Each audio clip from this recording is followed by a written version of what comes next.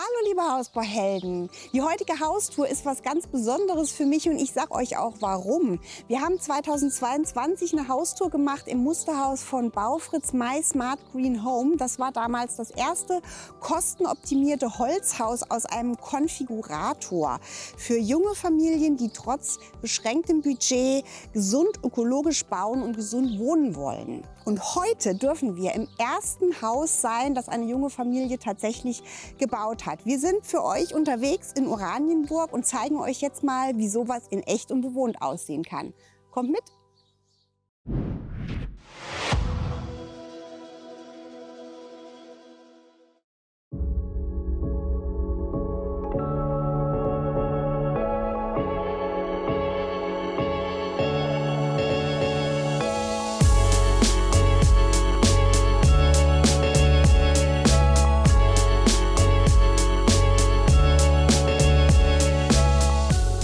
Wir sind jetzt hier schon beim Jan. Jan, vielen Dank, dass wir heute bei euch sein dürfen. Ihr habt tatsächlich euer Haus am Computer konfiguriert und gekauft, ohne dass ihr das Haus gesehen habt, in echt. Wie kommt man auf sowas?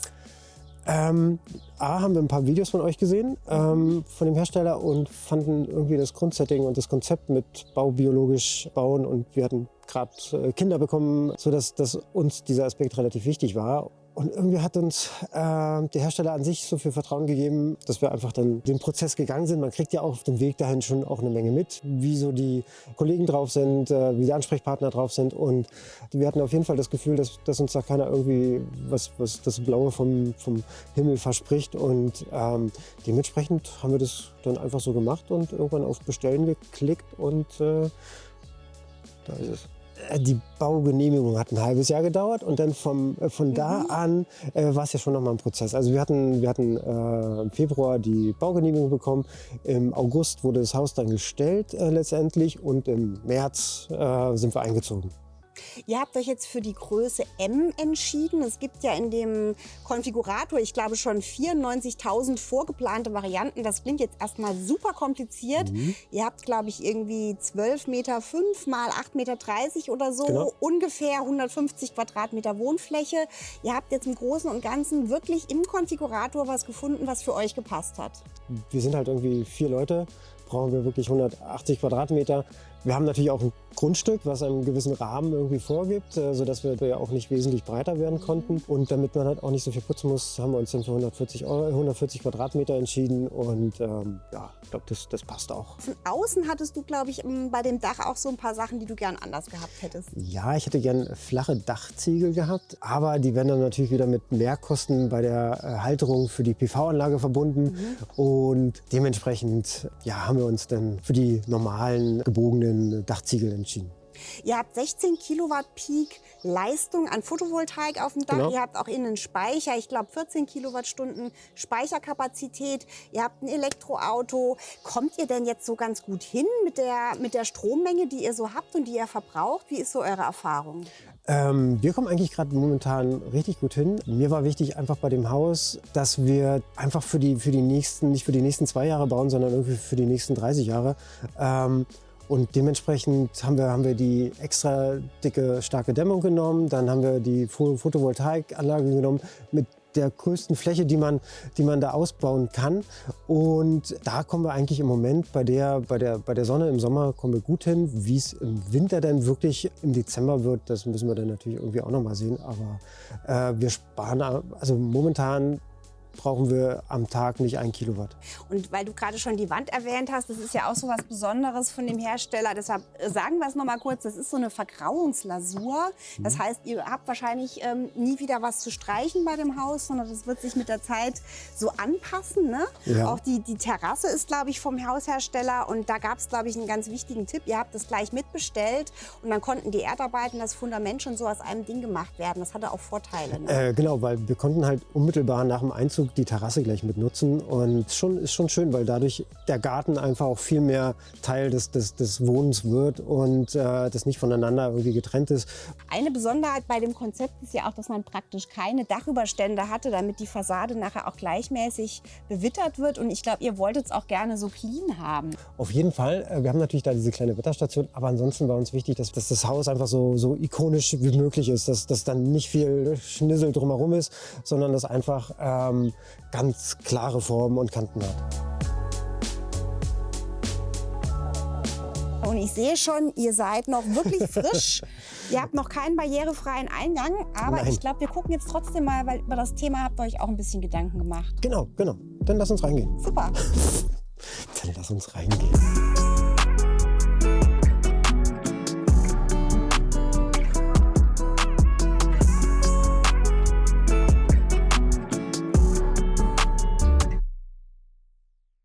Hier in der Diele sieht man schon ein bisschen was anders gemacht als im Musterhaus. Wir haben die Größe 5,2 Quadratmeter, ist glaube ich Standard, aber hier ist eine geschlossene Wand und ihr habt nur so eine offene Garderobe. Kommt ihr damit klar?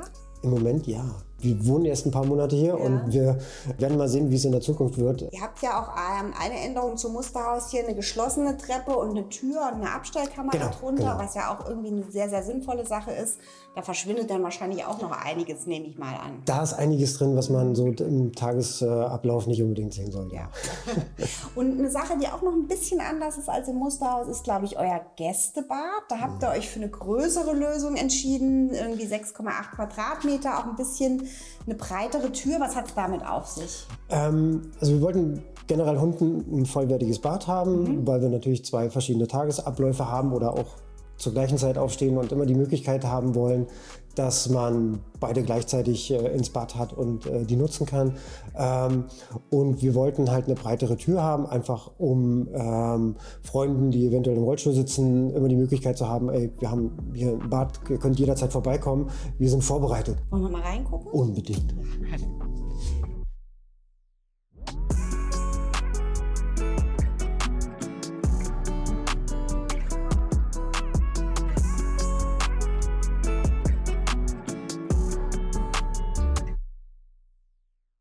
Ihr habt hier 6,8 Quadratmeter und eine Dusche, anders als im Musterhaus, weil ihr nämlich, glaube ich, auch auf die Speisekammer verzichtet habt, die von der Küche aus zugänglich ist. Genau.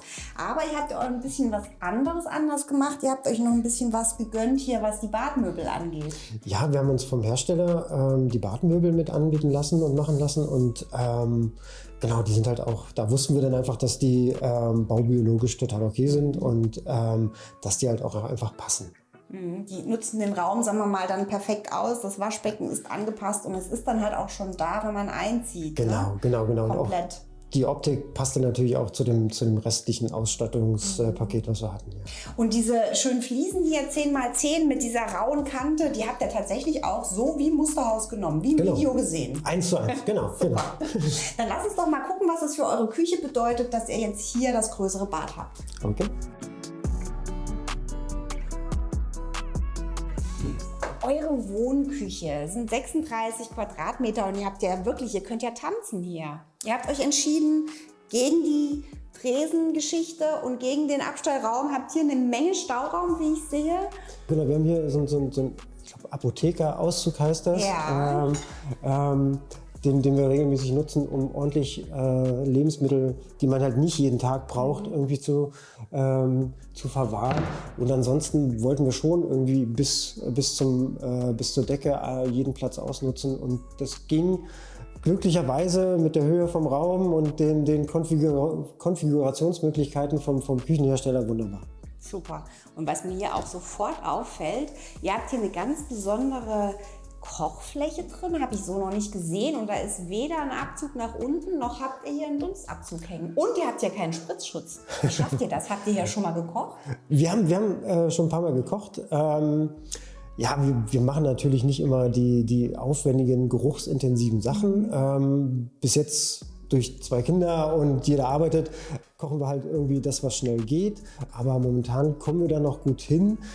Ich kann natürlich nicht ausschließen, dass wir irgendwann mal da Fliesen hinmachen oder irgendwas anderes, aber eigentlich kommen wir hin und mit dem Geruch Ja, haben wir auch überlegt, brauchen wir eine Dunstabzugshaube? Bis jetzt hatten wir das in den anderen Wohnungen immer nur als Lichtquelle zum Kochen genutzt. Okay. Aber nicht wirklich permanent an. Deswegen haben wir gesagt, okay, wir verzichten mal drauf und gucken mal, wie weit wir damit kommen.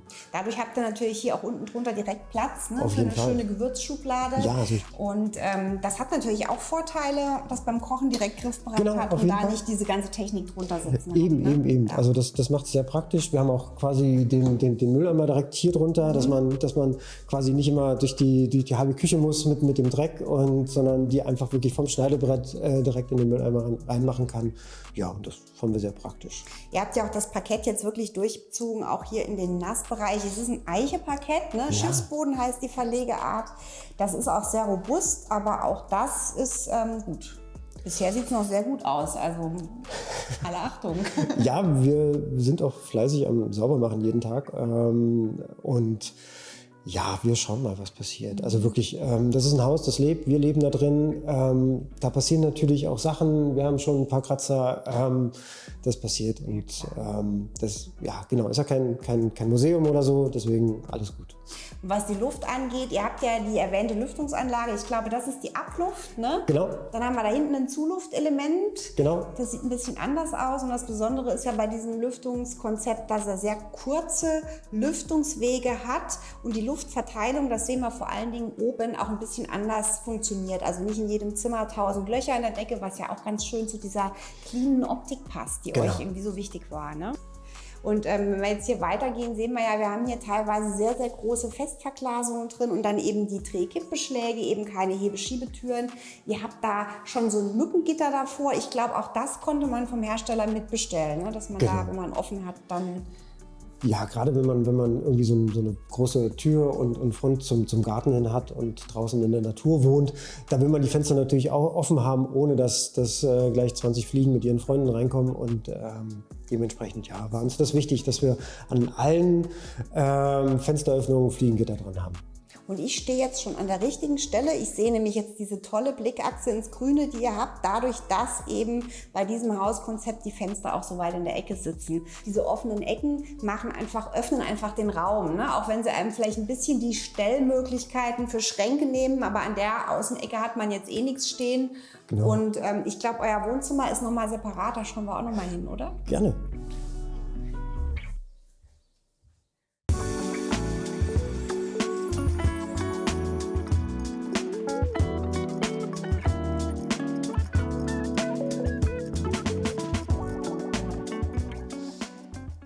Euer Wohnzimmer hat nochmal 18 Quadratmeter. Euer Sofa fehlt noch, hast du mir schon gesagt. Aber eins fällt mir sofort auf, im Musterhaus war dieser Öffnungsflügel bei dem Element auf der anderen Seite.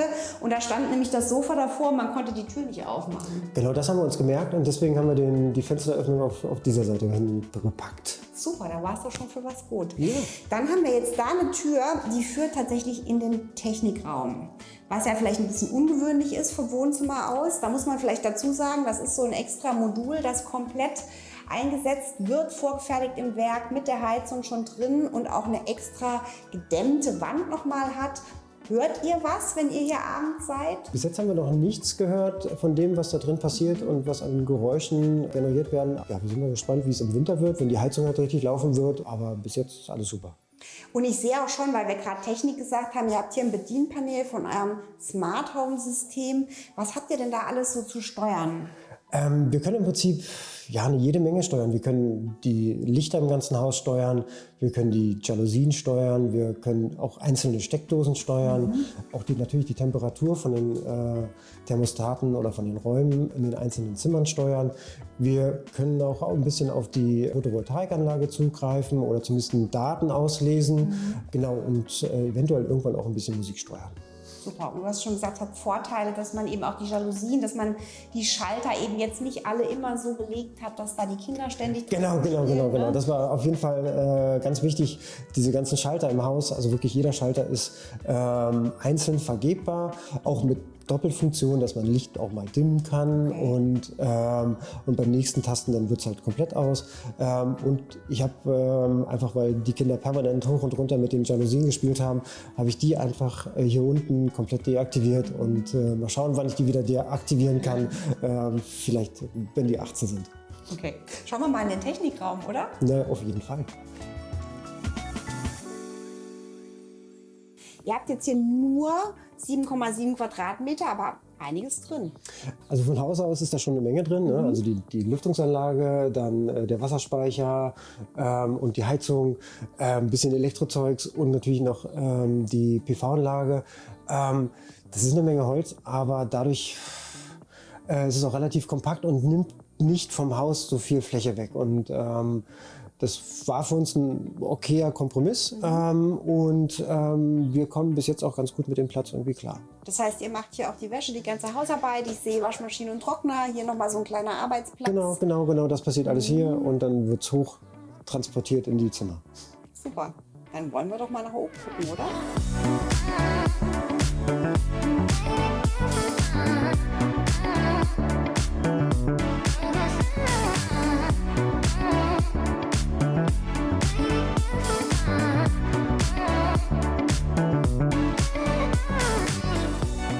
Man sieht jetzt hier, wie schön das mit dieser geschlossenen Faltwerktreppe ist in Eiche mit dem gleichen Parkettmaterial und das dann hier so in eins übergeht. Das ist wirklich sehr, sehr schön. Und ihr habt euch hier oben für die große Lösung entschieden, für die offene 10,6 Quadratmeter Galerie. Tolle Raumhöhe bis unter den First. Was habt ihr hier? Wir haben hier 4,24 Meter, genau. Und das ist schon ein schöner Moment, wenn man die Treppe hochkommt und sich das so öffnet. Also das macht auf jeden Fall den Raum richtig schön. Also da haben wir wirklich jedes Mal Spaß dran, wenn wir hier hochkommen. Und da sehe ich, habt ihr den Heizkreisverteiler sitzen. Ist ja an der Stelle eigentlich ganz geschickt, ne? Genau. Unten haben wir den wiederum im Bad platziert, weil ursprünglich war der zum Flur hin. Aber das fanden wir ein bisschen unglücklich. Deswegen haben wir überlegt, wo der am besten passen könnte. Und genau, deswegen ist er dann im Bad gelandet. Das ist schlau, dass man da auch dran denkt.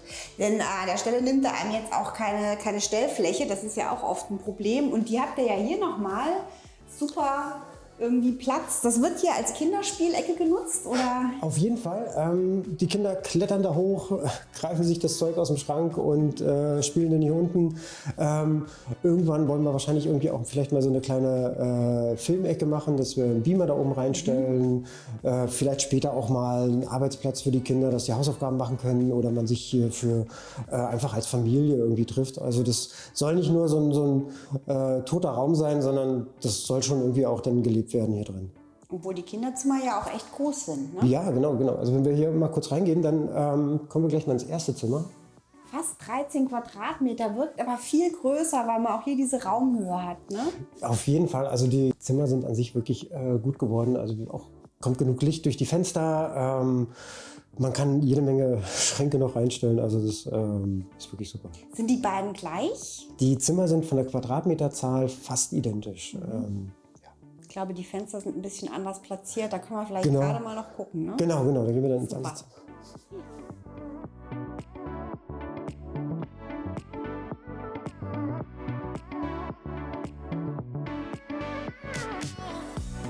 Was haben wir denn hier noch über der Tür? Das gehört alles zur Lüftungsanlage. Durch die Öffnung kommt quasi frische Luft in diesen Raum und wird dann über die Überströmer oder so heißen die, quasi in die einzelnen Räume verteilt. Sollen wir da mal reingehen? Ja. So, wir sind im zweiten Kinderzimmer und da sieht man jetzt auch, kommt noch irgendein Schacht hoch. Genau, da kommt quasi die frische Luft hoch. Leider ist der Schacht so ein bisschen ungünstig platziert. Da fehlen so ein paar Zentimeter, dass man quasi das Kinderbett da reinpacken kann. Also wenn das 2 Meter wären, dann wäre das natürlich für den Raum oder auch für die Nutzung einfach ein bisschen schicker gewesen. Ja, aber so kriegen wir das Zimmer auch voll.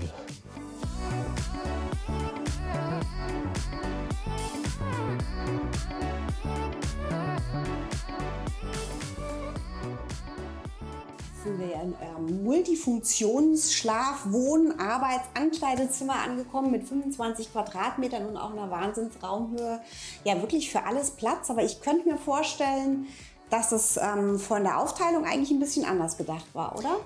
Ich glaube, von Hause aus ist es so gedacht, dass man den Ankleiderteil quasi hier in der Ecke hat. Und mir war aber wichtig, noch einen Arbeitsplatz zu haben. Und deswegen haben wir da so ein bisschen hin und her überlegt und haben quasi den Schrank in die Ecke gepackt und meinen Arbeitsplatz in die Ecke.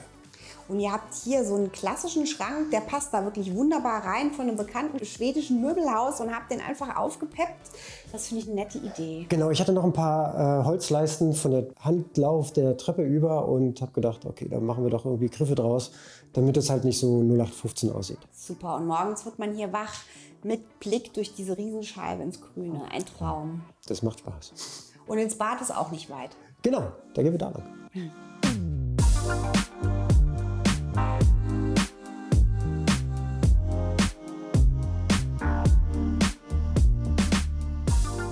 Der Raum sieht, glaube ich, auch ein bisschen anders aus als im Musterhaus, weil da waren nämlich 2 Bäder, ein Kinderbad und ein Elternbad. Und ihr habt euch für die große Lösung mit Teewand entschieden. Ja, wir wollten ja irgendwie auch eine Badewanne haben und das war quasi in dem Modul nur möglich und deswegen haben wir uns dafür entschieden. Und auch hier habt ihr wieder die Badmöbel vom Haushersteller, die dann schon mit drin sind.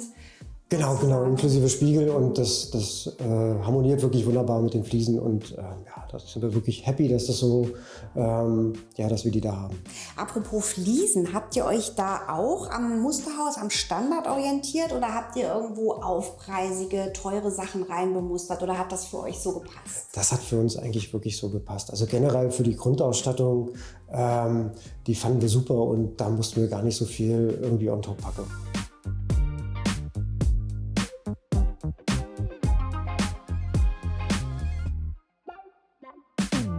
Ja, vielen Dank, dass wir alles sehen durften bei euch, dass ihr alles gezeigt habt. Ich wünsche euch weiterhin alles Gute für euer Einleben hier im Haus.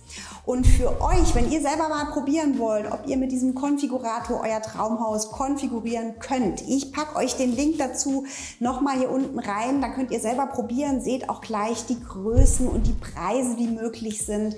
Und ich packe euch auch nochmal die Daten zu diesem Haus und die Grundrisse per Link in unsere Hausdatenbank da unten rein. Und ich verlinke euch wie immer die Haustour, die wir in dem Musterhaus Schwarzwald gedreht haben vor 2 Jahren. Da könnt ihr euch auch das ursprüngliche Musterhaus nochmal anschauen. Ja, und wenn ihr noch mehr Videos von uns schauen wollt, dann abonniert doch unseren Kanal. Am besten mit Glocke, denn dann verpasst ihr auch alle weiteren Videos nicht von und für Hausbauhelden.